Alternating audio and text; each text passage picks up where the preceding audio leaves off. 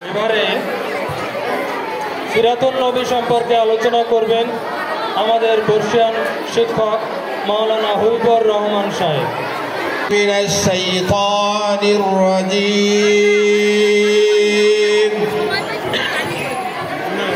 বিসমিল্লাহির রহমানির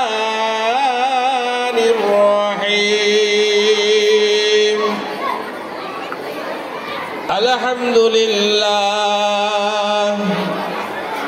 আলহামদুলিল্লাহ নাহমাদুহু ওয়া নাস্তাঈনুহু ওয়া নাস্তাগফিরুহু ওয়া নাউযু বিল্লাহি মিন শুরুরি আনফুসিনা ওয়া মিন সাইয়্যাতি আ'মালিনা।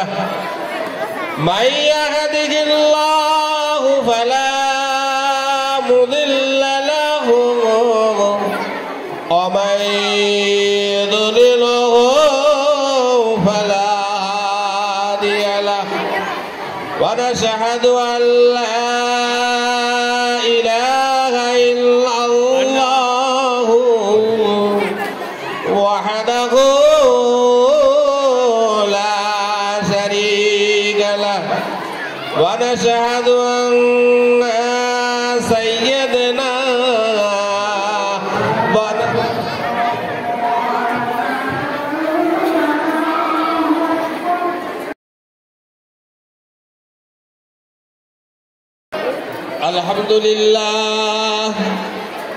الحمد لله نحمده ونستعينه ونستغفره ونعوذ بالله من شرور أنفسنا ومن سيئات أعمالنا. من يهده الله فلا مضل له ومن يضلله فلا هادي له ونشهد أن لا إله إلا الله وحده لا شريك له ونشهد أن سيدنا ونبينا ومولانا محمد عبده ورسوله. ما كان محمد أبا أحد من رجالكم ولكن رسول الله وخاتم النبيين وكان الله بكل شيء عليما. وقال تعالى في مخبرا وآمرا إن الله وملائكته يصلون على النبي يا أيها الذين آمنوا صلوا وسلموا تسليما. درود اللهم صل على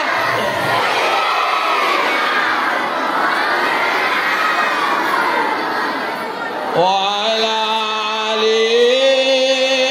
سيدنا.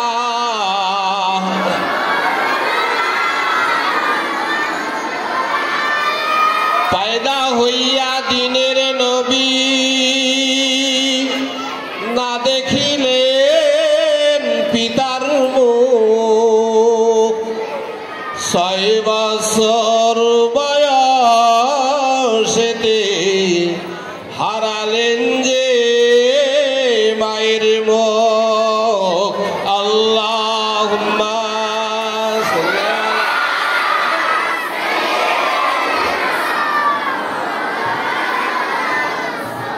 وعلى آل سيدنا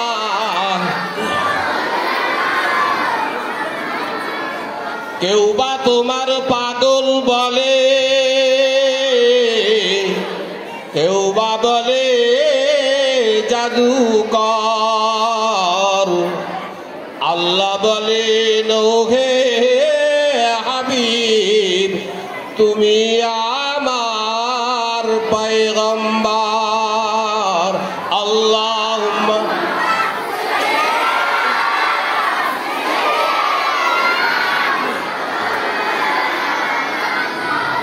ওয়ালা আলি সাইয়্যিদিনা।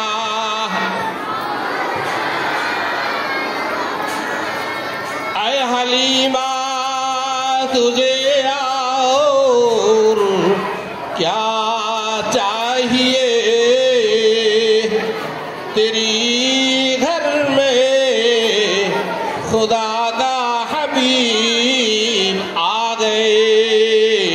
बलगल उला बिकमालिही कशबत जा बिजमालिही हसनत जबीउ खिसवालिही सल्लु अलैहि वालिही। तागे डाके काकारबे कोकिलेर सुर मधुर লাগে, তাদের সুরে গাহিরে ভাই আল্লাহ ছাড়া মাবুদ নাই।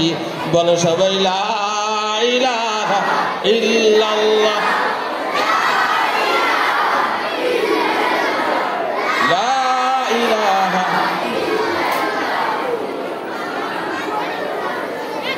কুদরাতে আজিম তার কে বুঝিতে পারে, অজ্ঞান হইবে জ্ঞানী ধ্যান যদি করে। বেওফা দুনিয়ার সাথে কেন ভুলো মন, দিবানিশি করো সদা খোদাকে স্মরণ। বলো সবাই আল্লাহ আল্লাহ আল্লাহু লা ইলাহা ইল্লাহু। আল্লাহ আল্লাহ আল্লাহু লা ইলাহা ইল্লাহু। ফায়া আইয়ুহাল হাদিরুন রাহিমানা ওয়া রাহিমাকুমুল্লাহ। ফাকাদ ক্বালা আল্লাহু তাআলা ফি কালামিহিল মাজিদ ওয়াল ফুরকানিল হামিদ। ফামান কানা ইয়ারজু লিকা রাব্বিহি ফালইআমাল আমালান সালিহান ওয়া লা ইউশরিক বিইবাদাতি রাব্বিহি আহাদা।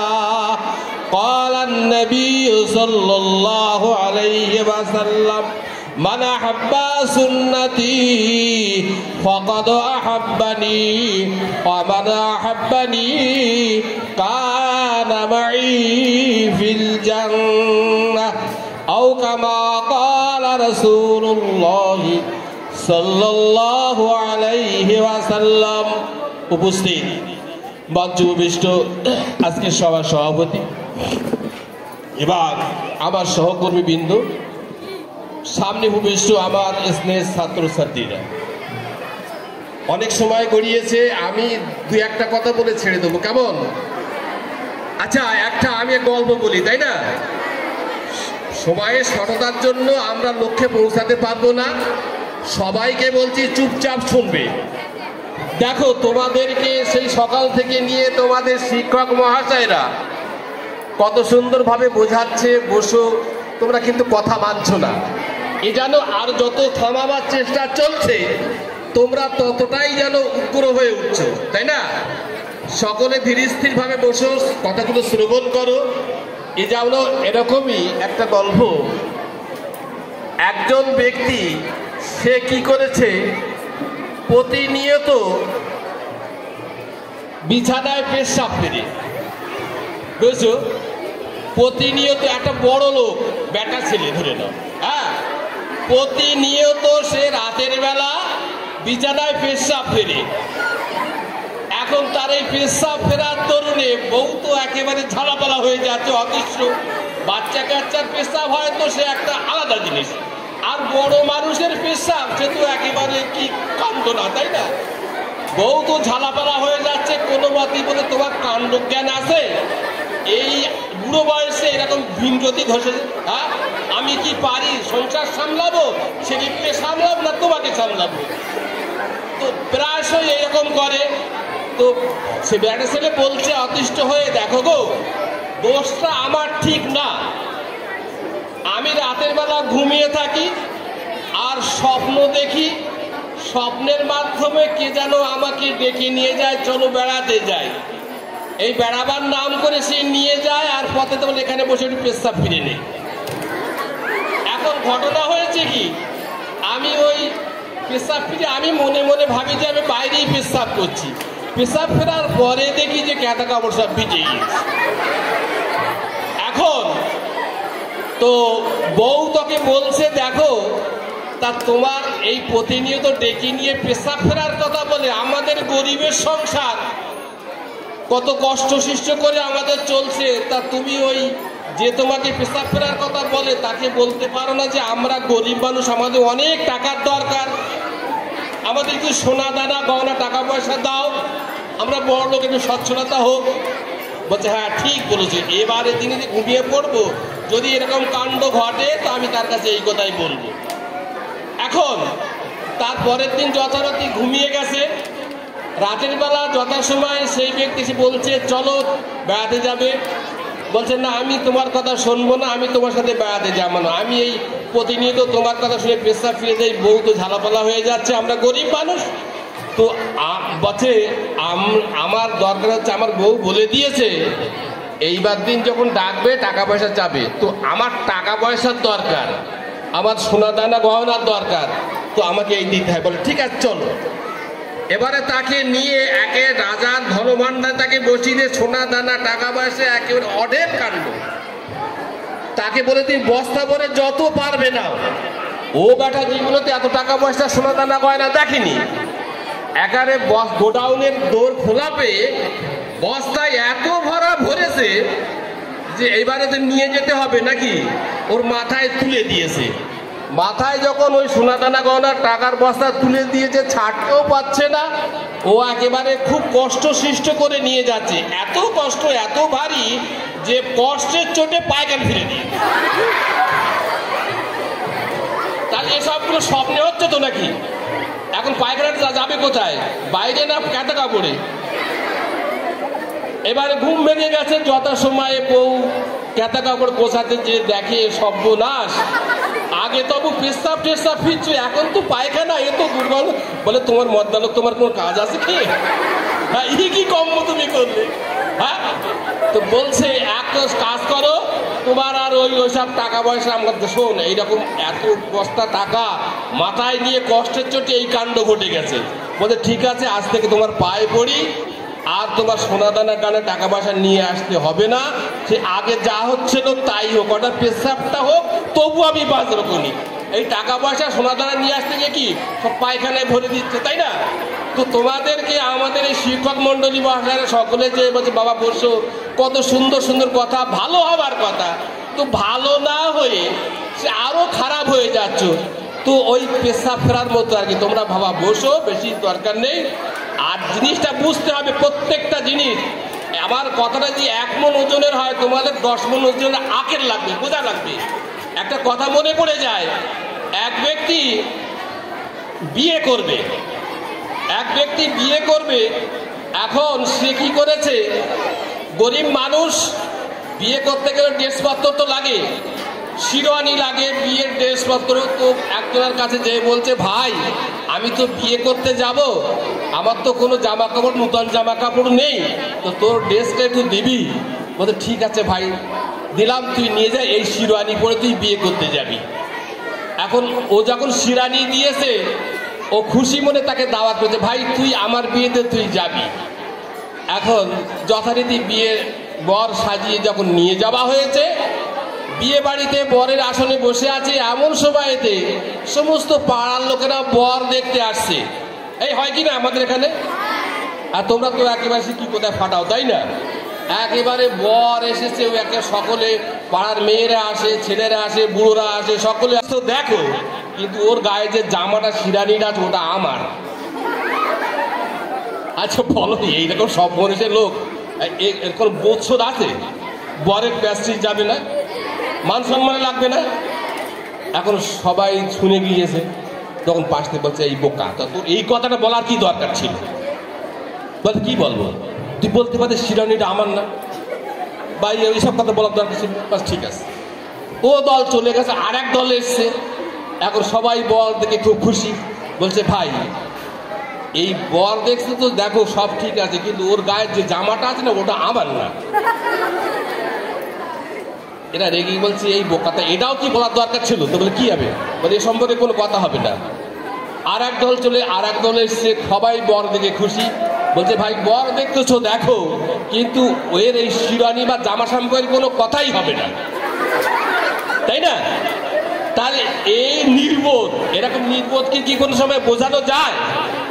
আদৌ বোঝানো যায় না। তো ঠিক তোমরা এরকম নির্বোধের মতো হবে না, তাই তো? আবার এমনও বুঝো না, এক রাজামশাই, আমি বস করব না, আমাদের সময় শেষ, এটা বলেই কিয়াম করে ছেড়ে দেবো, কেমন? বুঝতে পারছো তো? এখন এক রাজামশাই বা জমিদার বাবু, তিনি যথাসময়ে বিদেশে ভ্রমণ করেছে, তার সাথে যখনই তিনি যান তার সাথে একজন কি থাকে, গোলাম থাকে। তো গোলামকে সাথে করে খেদমত করার জন্য গোলাম সাথে পিঠে যাচ্ছে। এখন বলে দেওয়া আছে যে এবারে যথাসময়ে ওই ঘোড়ার পিঠ থেকে একটা শাল, দামি শাল শিরানি ওই মাঝপথে পড়ে গেছে। এখন ওই গোলামের কিন্তু ডিউটি সিলেক্ট করে দেওয়া আছে, তার প্রত্যেক দিনের কর্মকাণ্ড কি কি কি কাজ করতে হবে। এখন শিরানি যখন পড়ে গিয়েছে, ওর ডিউটি চারটা খুলে দেখছে, তাই তো এই রাজামশাইয়ের গায়ে থেকে ঘোড়া থেকে শিরানিটা দামি যে পড়ে গেল, এটা আমার তুলে নেবার ডিউটির মধ্যে পড়ে কিনা। দেখলো কোথাও লেখা নেই, সেটা তুলে নেবার কথা লেখা নেই। এখন গন্তব্যস্থলে পৌঁছে গিয়েছে, রাজামশাই বলছে আমার সেই শালটা কি হলো? বলে রাজামশাই আপনার শালটা অমুক জায়গায় ঘোড়ার পিঠ থেকে পড়ে গেছে। বলে তুলে নিচ্ছে কেন? বলছি দেখুন আমার চার্টে লেখা আছে কোথাও তুলে নেবার কথা নেই। তো ভালো, বলে তো চার্টটা নিয়ে আয়। এবারে লিখে দিয়েছে যে এই ঘোড়া থেকে যা কিছু পড়ে যাবে তুলে নেবার দায়িত্ব ওর। এবার আর একদিন মানে এরকম ভ্রমণে বেরিয়েছে। এখন যথাসময়ে সঠিক জায়গায় পৌঁছে এক গাড়ি একটা বোঝা রাজার মশাইয়ের সামনে পেশ করেছে। বলছে এটা কি? বলছে রাজামশাই এটা আমার ডিউটির মধ্যে পড়ে। আপনি যখন এই ঘোড়ার পিঠে চড়ে যাচ্ছিলেন আর ঘোড়ার পিছন দিকে যত ল্যাদ লেগেছে গোবর, ডিউটি কি ছিল? ডিউটি বলা ছিল যে ঘোড়ার পিঠ থেকে এবার থেকে যা পড়ে যাবে সবগুলো নিয়ে আমার কাছে হাজির করতে হবে। তো ও যাবার সময় যত ল্যাদ লেগেছে না সবগুলো একটা বোঝা করে করে এবারে রাজার সামনে পেশ করছে, এই নেন এটা আমার ডিউটির মধ্যে পড়ে। তো এই বোকা, এরকম বোকার চাকরি থাকবে? এই থাকবে?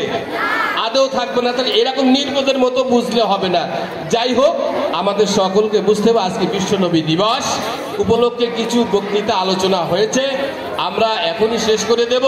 তবে যাবার আগে একটু বলি, আজকে আমরা হলাম পৃথিবীর সর্বশ্রেষ্ঠ জাতি, তাই না? মনুষ্য জাতি। আল্লাহ রাব্বুল আলামিন এই পৃথিবীটাকে, যাই হোক এখানে আচ্ছা শোনো, আমি আর বলি শীতের কথা, যারা নাকি ইতিপূর্বে আমাদের ওস্তাদজি বলছিলেন এই যে বিশাল বিল্ডিং তোমরা দেখতে পাচ্ছ, এটা কিন্তু এমনি এমনি গড়ে ওঠেনি। আমি যখন প্রথম আসি 2001 সাল, তখন কিন্তু এই সমস্ত বিল্ডিং ছিল না। এই একটা করে রুম এখানে ফাঁকা, একটা ছোট্ট, আজকে বিশাল বিল্ডিং গড়ে উঠেছে। এই এলাকার মানুষদের অক্লান্ত পরিশ্রমের মধ্য দিয়ে চাল, মুষ্টি চাল, এমনিভাবে টাকা পয়সা দিয়ে গড়ে উঠেছে। তো সেই সমস্ত ব্যক্তি আজকে দুনিয়ার বুকে নাই। আমরা এরকম একটা লগ্নে তাদের কথা স্মরণ করে তাদের আত্মার শান্তি কামনা করব, তাই তো? তো শান্তি কামনার আগে বিশ্বনবী দিবস, এগুলোকে আমরা একটু কিয়াম সালাম পড়ে দেই। ইয়া নবী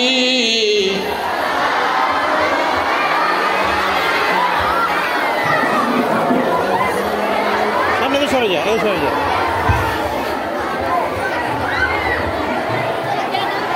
সামনে থেকে সরে যা, ক্যামেরার সামনে থেকে সরে যা। আমি বলবো আজ অনুষ্ঠানের শেষ পর্ব চলছে। উপর থেকে যে সমস্ত আমাদের স্যার ম্যাডামরা আসেন, আমাদের ক্লার্ক সব সকলকেই বলছি অন্তত শেষ মুহূর্তের জন্য আমরা এই মঞ্চে এসে হাজির হই।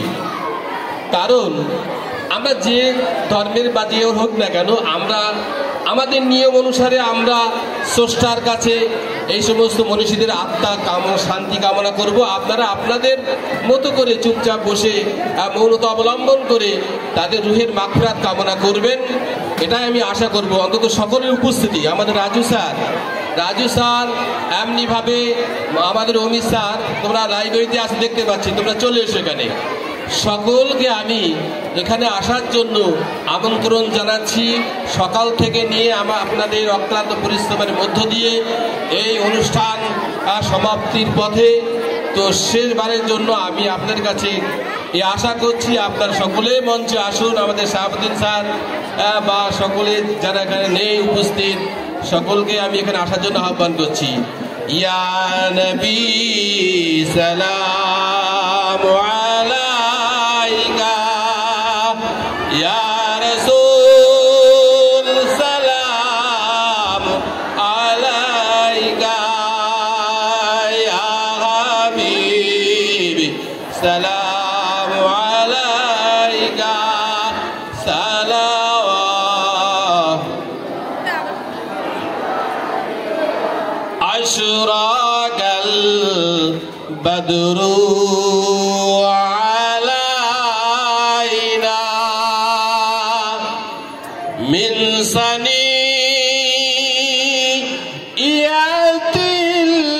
বিদাই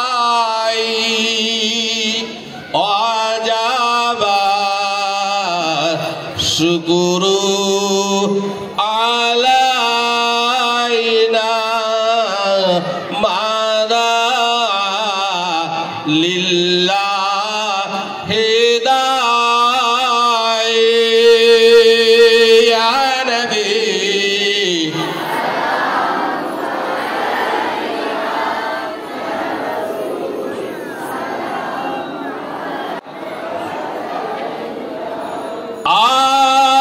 আরবের সর্বশ্রেষ্ঠ বীর লইলা উলাঙ্গ শামশির কাটিতে আসিয়া তব শির হইল ইসলামের আমির। ইয়া নবী সালাম আলাইকা, ইয়া রাসূল সালাম আলাইকা, ইয়া হাবিব সালাওয়াত। জিবরাইল করিলেন আওয়াজ, খুলে দাও আসমানের দুয়ার, এসেছেন নবীদের সরদার করিতে খুদার দিদার। ইয়া নবী সালাম আলাইকা,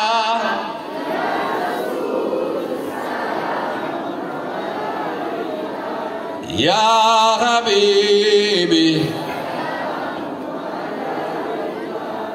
সালাওয়াত। মোর নূর নবীজির পিতা আব্দুল্লাহ বড় দয়ার নবীজির মাতা আমিনা মোর হাবিবুল্লাহর দুদুমা হালিমা মোর দয়ার নবীজির রওজা সোনার মদিনা ইয়া নবী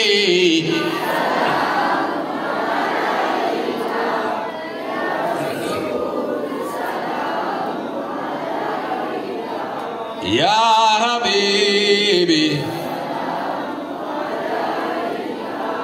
সালাওয়াত ইয়া নবী সাল্লাল্লাহু আলাইহি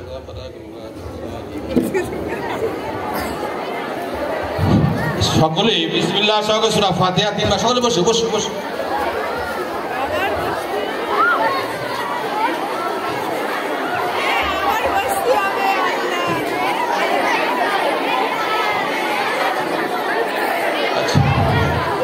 সকলে আল্লাহুম্মা আমিন রব্বানা যালামনা আনফুসানা ওয়া ইল্লাম তাগফির লানা ওয়া তারহামনা লাকুনান্না মিনাল খাসিরিন।